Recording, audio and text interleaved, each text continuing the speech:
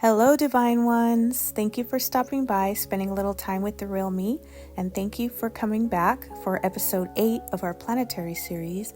And today we will be discussing the planet Uranus. Uranus is the 7th planet from the Sun, and it has the 3rd largest diameter of planets in our solar system. Uranus appears to spin sideways. A day on Uranus is 17 hours and 14 minutes. And Uranus is a very cold and windy world. The ice giant is surrounded by 13 faint rings and 27 small moons. Uranus rotates at a nearly 90-degree angle from the plane of its orbit. This tilt, this unique tilt, makes Uranus appear to be spinning sideways, orbiting the Sun like a rolling ball. Uranus was the first planet found with the aid of a telescope. It was discovered in 1781 by astronomer William Herschel, although he originally thought it was either a comet or a star. It was 2 years later that the object was universally accepted as a new planet, in part because observations by astronomer Johann Elert Bode. With a radius of 15,759.2 miles or 25,362 kilometers, Uranus is 4 times wider than Earth. So if Earth was the size of a nickel, Uranus would be about as big as a softball. One day on Uranus takes about 17 hours. This is the amount of time it takes Uranus to rotate or spin once around its axis. Uranus makes a complete orbit around the Sun in about 84 Earth years, or 30,687 Earth days. Uranus is the only planet whose equator is nearly at a right angle to its orbit, with a tilt of 97.77 degrees. This may be the result of a collision with an Earth-sized object long ago. This unique tilt causes Uranus to have the most extreme seasons in the solar system. For nearly a quarter of each year, or each Uranian year, the Sun shines directly over each pole, plunging the other half of the planet into a 21-year-long dark winter. That's really long winter. Uranus is also one of just 2 planets that rotate in the opposite direction than most of the planets, and Venus is the other one. When it comes to deity, in Greek mythology, Uranus was the primordial god of the sky and is the only planet named after a Greek god as opposed to a Roman deity. The heavens were believed to be a great dome that arched above Gaia.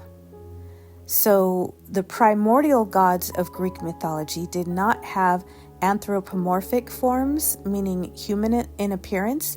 Instead, they were the literal things that they represented, the foundations for the whole of creation.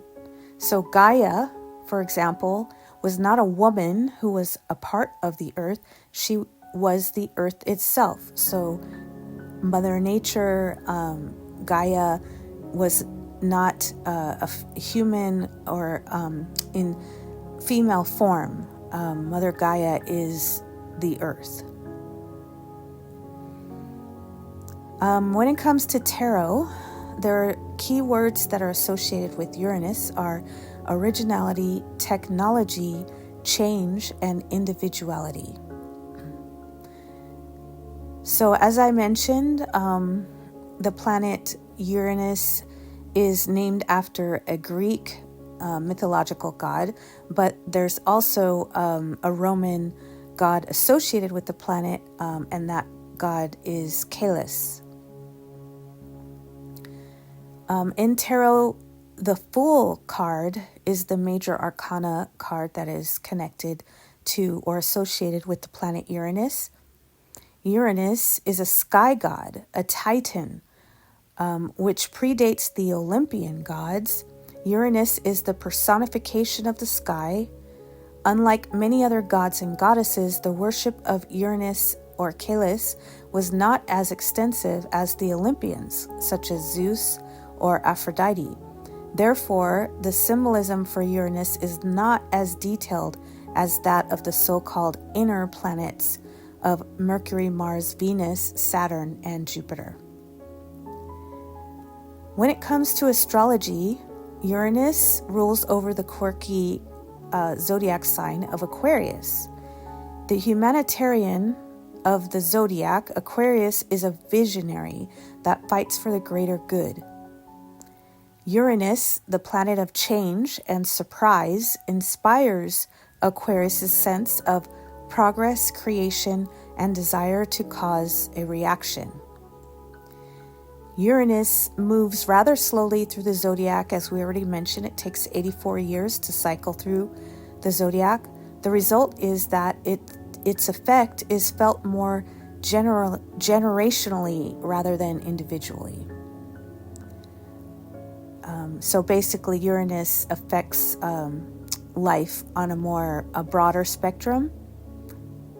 Uranus provides the macro lens representing big picture, long-term radical change. Rejecting conformity at all costs, is not afraid to choose chaos over structure. Ultimately, though, it prioritizes what is for the greater good of humanity. So we have 2 more planets to cover in our planetary series. We have Neptune.